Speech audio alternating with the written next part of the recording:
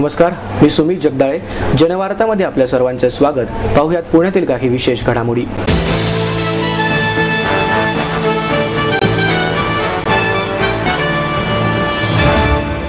स्थानिक संस्था कराबाबत तोडगा काढण्यासाठी आजपासून व्यापाऱ्यांनी बेमुदत संप पुकारला आहे. स्थानिक संस्था कराबाबत तोडगा काढण्याबाबत राज्य सरकार चालढकल करीत असून एलबीटी नकोच अशी भूमिका व्यापाऱ्यांनी घेतली आहे. एलबीटी रद्द होत नाही तोपर्यंत पुण्यासह पिंपरी चिंचवडची दुकाने बेमुदत बंद ठेवण्यात येणार असल्याची माहिती पुणे व्यापारी महासंघाच्या वतीने देण्यात आली. भाजीपाला व औषध विक्रेत्यांना बेमुदत बंदमधून सूट देण्यात आली आहे. एलबीटी साठीची 3 लाखांची मर्यादा आणखी वाढवावी, किरकोळ विक्रेत्यांना एलबीटीतून वगळावे, एलबीटी वॅटशी सुसंगत करावा, सुधारणा होईपर्यंत एलबीटीला स्थगिती द्यावी अशी मागणी व्यापाऱ्यांनी केली होती. मात्र त्यावर कोणताही तोडगा निघाला नाही. यात जाचक तरतुदी असल्याने बेमुदत बंद करण्यात येणार आहेत. शहरातील सर्वात छोटे मोठे व्यावसायिक दुकानदार यात सहभागी होणार आहेत. या संदर्भात पुणे व्यापारी महासंघाने सर्वोच्च न्यायालयात दाखल केलेल्या एलबीटी विरोधातील याचिकेवर शुक्रवारी सुनावणी झाली. यावेळी राज्य सरकारने भूमिका मांडण्यासाठी वेळ मागितल्याने न्यायालयाने 2 दिवसांचा कालावधी दिला आहे. पुढील सुनावणी शुक्रवार दिनांक 10 मे रोजी होणार असल्याचे खजिनदार फत्तेचंद रांका यांनी सांगितले. यावेळी व्यापारी महासंघाच्या वतीने सारसबाग येथील गणपतीची महाआरती करण्यात आली. यावेळी सर्व वर्गातील व्यापारी मोठ्या संख्येने उपस्थित होते.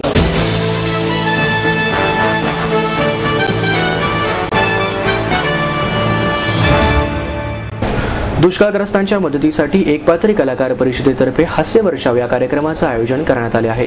महाराष्ट्रातील बहुतांश भाग दुष्काळाने होरपळला आहे. काहीतरी आपण मदत करावी असं प्रत्येकाला मनोमन वाटत आहे आणि कलाकार तर संवेदनशील असतो. यासाठी एकपात्री कलाकार परिषदेने दुष्काळग्रस्तांच्या मदतीसाठी 9 मे रोजी निवारा सभागृह नवी पेठ येथे सायंकाळी 6 वाजता हास्य वर्षाव या कार्यक्रमाचे आयोजन केले आहे. या कार्यक्रमासाठी प्रवेश मूल्य ऐच्छिक असून जमा निधी दुष्काळग्रस्तांसाठी दिला जाणार आहे. या सामाजिक कार्यामध्ये सहभागी होण्यासाठी आपण मोठ्या संख्येने मित्रमंडळी, नातेवाईकांना घेऊन फक्त हास्यवर्षाव पाहायला या आणि शक्य तेवढे ऐच्छिक प्रवेश मूल्य द्या. मानधन न घेता या कार्यक्रमात अशोक मुरुडकर, दिलीप हल्लाळ, मकरंद टिल्लू, मंजिरी धामनकर, राहुल भालेराव, मृदुला मोघे, विजय कोटस्थाने, स्वाती सुरंगळीकर, श्रीप्रकाश सप्रे, डॉक्टर मधुसूदन घाणेकर व रुचा थत्ते हे कलाकार आपली कला सादर करणार आहेत. एकपात्री कलाकार परिषद ही एकपात्री कलाकारांची अनेक वर्षे कार्यरत असणारी एकमेव संघटना असून वेळोवेळी एकपात्री महोत्सव, स्पर्धा, व्याख्याने यांचे आयोजन करीत असते. पूर्वी सुनामीग्रस्तांच्या मदतीसाठी सुद्धा एकपात्री महोत्सवाचे आयोजन कलाकारांनी केले होते. माहेर सोडून सासरी आले. इथे प्रेमाची, मायेची माणसं होती. पण माझं भविष्य सुरक्षित आहे याचा आनंद, आत्मविश्वास वाढवणारा होता. Samruddha Jeevan multistate multipurpose cooperative society limited. गुंतवणूक भावनांची, आनंद लक्षावधीचा. Samruddha Jeevan multistate multipurpose cooperative society limited.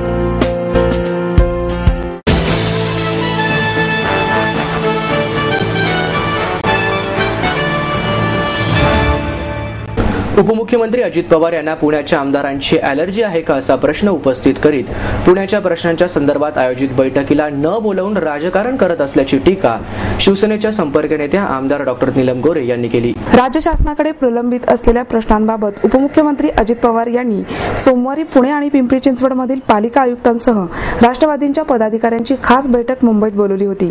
या बैठकीला पुणे पालिकेच्या महापौर वैशाली बणकर, सभागृह नेते सुभाष जगताप व स्थायी समितीचे अध्यक्ष विशाल तांबे यांच्यासह पिंपरी चिंचवडमधील आमदारांना बोलवण्यात आले होते. मात्र पुण्यातील आमदारांना या बैठकीचे कोणतेही निमंत्रण नव्हते. या संदर्भात पत्रकारांशी बोलताना गोरे म्हणाल्या, दोन्ही शहरांचे प्रश्न एकमेकांशी निगडीत आहेत. मात्र पिंपरी चिंचवडमधील आमदारांना बैठकीला बोलवण्यात आले. मग पुण्यातील आमदारांची पवार यांना ॲलर्जी आहे का? या बैठकीला खासदार, आमदार आणि गटनेत्यांनाही बोलवायला पाहिजे. अधिवेशनात शहराचे प्रश्न सुटत नाहीत असं सांगून त्या म्हणाल्या, सरकारचाच आत्मविश्वास डळमळीत झाला आहे, त्यामुळेच असे प्रकार घडत आहेत.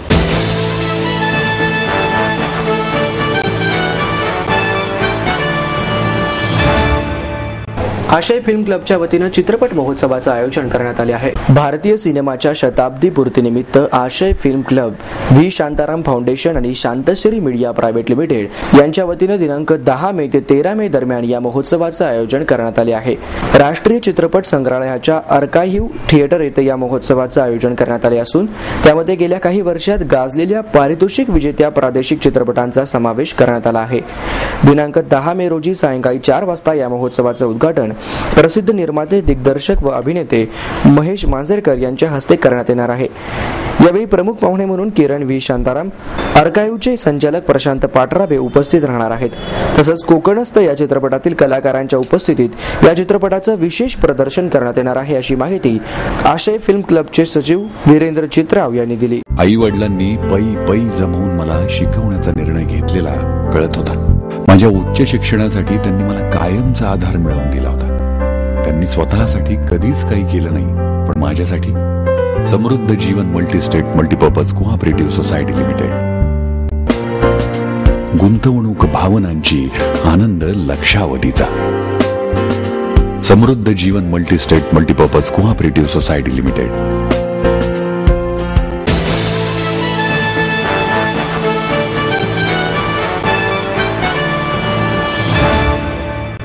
जेनेरिक औषधांना सशर्त परवानगी देण्याचा विचार राज्य शासनाकडून करण्यात येईल, अशी माहिती अन्न व औषध प्रशासन राज्यमंत्री सतेज पाटील यांनी दिली. द इंडियन फार्मास्युटिकल असोसिएशन व निराली प्रकाशनने आयोजित केलेल्या जेनेरिक औषधे समज गैरसमज या पुस्तकाच्या प्रकाशन प्रसंगी ते बोलत होते.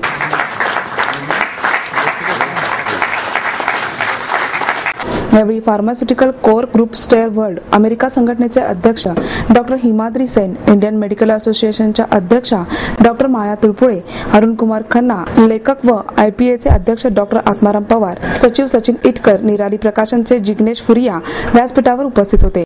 जेनेरिक औषधासंबंधी कायदा आणण्यासंदर्भात केंद्र शासन विचार करीत आहे, अशी माहिती देऊन पाटील म्हणाले, रुग्णांना चुकीची जेनेरिक औषधे दिल्यामुळे 60% रुग्णांचा मृत्यू होतो. यामध्ये औषधे देणाऱ्यांबरोबरच डॉक्टरांचाही दोष असतो. हे रोखण्यासाठी अधिक जागरूकता निर्माण होण्याची आवश्यकता आहे. महाराष्ट्रात सध्या असलेल्या बहुतांशी जेनेरिक औषधांचे बायो इक्विव्हॅलंट अभ्यासच औषधांमधील रासायनिक घटकांची तपासणी झालेला नाही. त्यामुळे त्या औषधांच्या गुणवत्तेबाबत प्रश्नचिन्ह निर्माण झाले आहे. हे रोखण्यासाठी ज्या जेनेरिक औषधांचा बायो इक्विव्हॅलंट अभ्यास झालेला आहे त्याच औषधांना परवानगी देण्याचा विचार राज्य शासनाकडून करण्यात येईल.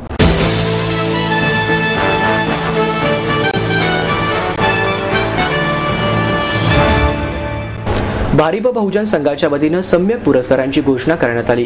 भारिप बहुजन संघाच्या वतीने देण्यात येणारे सम्यक पुरस्कार जाहीर झाले आहेत. विद्या बाळ सामाजिक, अरुण खोरे पत्रकारिता, भदंत संघबोधी धार्मिक, डॉक्टर PT गायकवाड वैद्यकीय, प्राध्यापक देवानंद खुने शैक्षणिक, मुक्ता मनोहर कामगार, मधुकर सूर्यवंशी उद्योग, अंकल सोनावणे सामाजिक, MB वाघमारे कायदा आणि सामाजिक, राजाभाऊ चव्हाण सामाजिक या मान्यवरांना पुरस्कार प्रदान करण्यात येणार आहेत. येत्या 10 मे रोजी गणेश कला क्रीडा केंद्र येथे दुपारी 4 वाजता पुरस्काराचे वितरण होणार आहे, अशी माहिती भारिप बहुजन महासंघाचे अध्यक्ष किरण कदम आणि सम्यक विद्यार्थी आंदोलनाचे अध्यक्ष किरण गायकवाड यांनी दिली. आपको देता है एडमिशन के साथ अपॉइंटमेंट लेटर भी. B civil, computers, electronics, electronic and telecommunications, IT and mechanical. MA computers, electronics, IT and mechanical, diploma engineering, mechanical and computer. MBA finance, HR and marketing. BCA, BBA, MBA and MCA for engineering और साथ ही D.Pharm, B.Pharm और M.Pharm भी. Siddhant international school CBSE from nursery to 5th standard. Siddhant college. Transport एवं hostel facility. 22 एकड़ का विशाल campus. AICT Delhi और Pune university द्वारा मान्यता प्राप्त.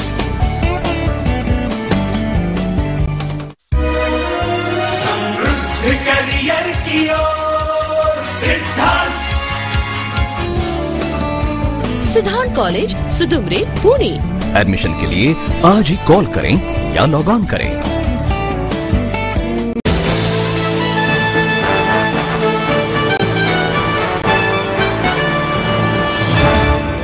सोमेश्वर फाउंडेशनच्या वतीनं सर्व गटातील हौशी कलाकारांसाठी पुणे आयडॉल या गायन स्पर्धेचं आयोजन करण्यात आले आहे. पुणे शहरातील सर्व वयोगटातील हौशी गायकांना प्रोत्साहन देण्यासाठी सोमेश्वर फाउंडेशन यांच्या वतीने 14 ते 19 मे दरम्यान या स्पर्धेचे आयोजन करण्यात आले आहे. आमदार विनायक निम्मन यांनी आयोजित केलेल्या हॉटेल मॅनेजमेंट महाविद्यालय, सेनापती बापट रोड येथे प्राथमिक फेरी व बालगंधर्व रंगमंदिर येथे उपांत्य व अंतिम फेरी होणार असलेल्या या स्पर्धेचे उद्घाटन संगीतकार डॉक्टर सलील कुलकर्णी यांच्या हस्ते दिनांक 14 मे रोजी सकाळी 10 वाजता होणार आहे.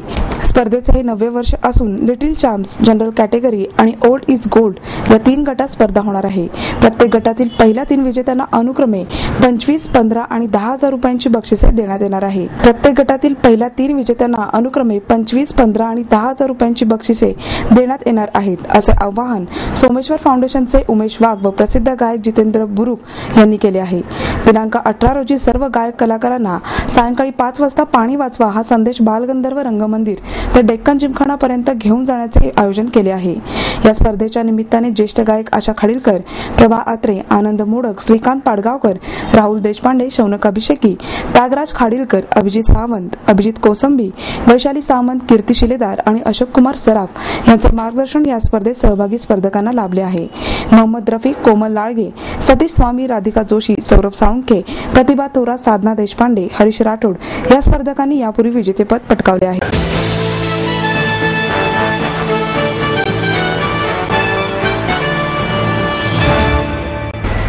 तापमान घटल्याने पुणेकरांना उन्हाच्या त्रासापासून थोडा दिलासा मिळाला आहे. राज्यातील विदर्भ, मराठवाड्याबरोबरच मध्य महाराष्ट्रातील तापमानाचा पारा पुन्हा 40वर पोहोचला आहे.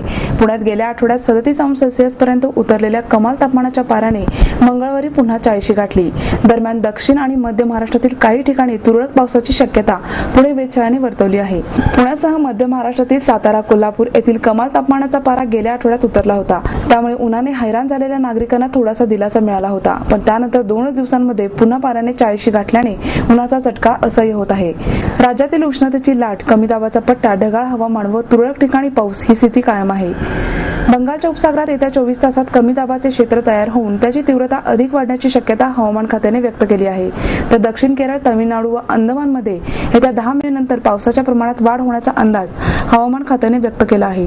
मात्र दुपारच्या कडक उन्हामुळे हैराण झालेले पुणेकर थंड ताक, उसाचा रस किंवा लिंबू सरबत पिण्यासाठी गर्दी करताना दिसतात. उन्हापासून संरक्षण करण्यासाठी स्कार्फ, टोप्या, सनकोट्स यांचा वापर करण्यात येतो. आपलं स्वप्न, आपलं मन, आपलं स्वतःचं घर हेच खरं धन. समृद्ध जीवन पार्क सादर करत आहे 140 फ्लॅट्सची एक प्रशस्त गृह योजना. कात्रज कोंढवा रोडवर बिबवेवाडीपासून फक्त 2 किलोमीटर अंतरावर आपल्या आर्थिक गणितात बसणारे 1 व 2 BHK फ्लॅट्स. तब्बल 3 मजली पार्किंग सह ऐस पैस गार्डन, क्लब हाऊस आणि इतर सुविधांनी सुसज्ज. बुकिंग साठी संपर्क 9850937373 9850947373. समृद्ध जीवन, नांदी सौभाग्याची, सुरुवात प्रगतीची.